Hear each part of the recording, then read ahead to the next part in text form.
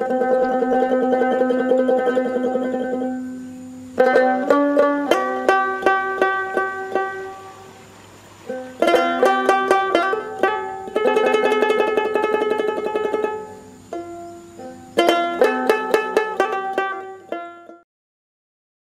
উৎপাদন করে সকল কৃষক বন্ধুরাই লাভবান হতে চান, কিন্তু প্রকৃতির চোখ রাঙানি অনেক সময় তাদের কোনো অর্থকরী ফসল চাষ করে বাড়তি দুপয়সা লাভের ইচ্ছায় বাধা তৈরি করে। যেমন গ্রীষ্মকালে প্রখর সূর্যকিরণ, জলের অভাব ও রোগ পোকার উপদ্রব, এই সমস্ত প্রতিবন্ধকতা তৈরি হয় খোলা মাঠে ফসল চাষ করার ক্ষেত্রে। আমরা আলোচনা করব পলি হাউস ও শেড নেট সম্পর্কে। পলি হাউস এবং শেড নেট হল দুই ধরনের কৃষিগত কাঠামো। পলি হাউসে চাষ করার জন্য প্লাস্টিকের ছাউনি থাকে, অন্যদিকে শেড নেট হাউসে জালের মতো ছাউনি থাকে।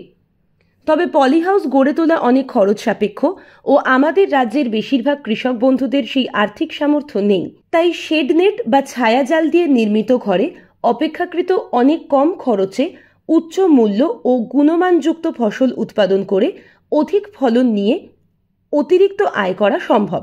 পলি হাউস হল লোহা এবং প্লাস্টিকের স্তর দিয়ে তৈরি একটি সীমানা কাঠামো, যা ফসলকে পোকামাকড়, রোগ এবং আবহাওয়া থেকে রক্ষা করে।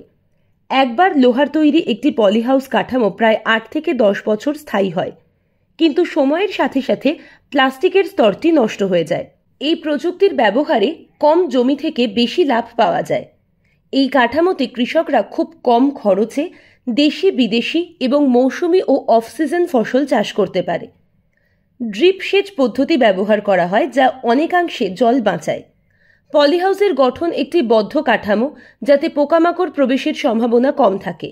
এটি কীটনাশক ব্যবহারেও সাশ্রয় করে। সংরক্ষিত চাষের সবচেয়ে বড় সুবিধা হলো এতে রোগের সম্ভাবনা খুবই কম। অমৌসুমি বৃষ্টি, শিলাবৃষ্টি, খরা, তাপ, প্রবল বাতাস ও ঝড়ের উল্লেখযোগ্য প্রভাব পড়ে না এবং ফসল নিরাপদ থাকে। পলি হাউসে চাষ করা মানুষের শ্রম ও অর্থনৈতিক সম্পদকে উল্লেখযোগ্যভাবে বাঁচায়। এই কৌশলে ফসলের জন্য সারের প্রয়োজন হয় না, শুধুমাত্র গোবর সার বা কেঁচো সার ব্যবহার করেই ভালো ফলন পাওয়া যায়। পলি হাউস ক্রয়ের জন্য সরকার কৃষকদের 50% পর্যন্ত অনুদান প্রদান করে।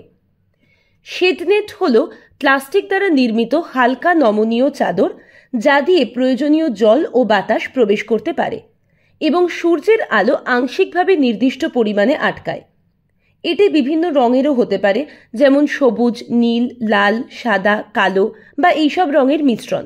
এর ছায়া প্রদান করার হারও বিভিন্ন হয়ে থাকে, যেমন 25%, 35%, 50%, 75% ও 90%।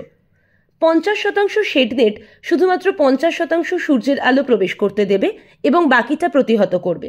অনুরূপভাবে 75% শেড নেটের অর্থ হল 25% সূর্যের আলো প্রবেশ করতে পারবে। অতিরিক্ত সূর্যের আলো, তাপমাত্রা, অতি ঠান্ডা, তীব্র বাতাস, অতিবৃষ্টি, কুয়াশা, শিলাবৃষ্টি, অতিবেগুনি রশ্মির কুপ্রভাব, রোগ পোকা থেকে ফসলকে রক্ষা করা যায় ও সুরক্ষিতভাবে ফসল চাষ করা যায়। অসময়ে ফসল চাষ করা যায়, যেমন গ্রীষ্মকালে ফুলকপি, বাঁধাকপি, টমেটো, ক্যাপসিকাম প্রভৃতি ফসল চাষ করা যাবে।